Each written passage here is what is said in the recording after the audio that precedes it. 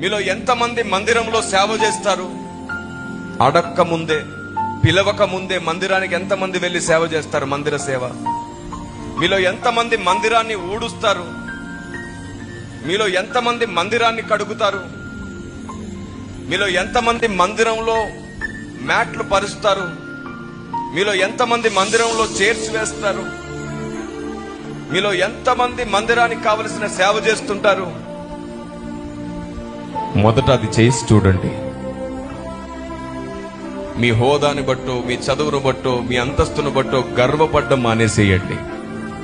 ఈ రోజుకి నేను కూడా మందిరంలో అవకాశం ఉన్నప్పుడల్లా సేవ చేస్తున్నాను. ఈ రోజుకి మందిర సేవ చేయడానికి నేను ఇష్టపడుతున్నాను.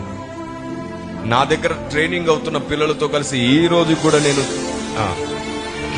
కిందున్న ప్రతి పనికి పూనుకుంటాను. మీరు దేవుని దృష్టికి అనుకూలమైన వారిగా తయారైతే దేవుడే మీ దగ్గరకు వస్తాడు.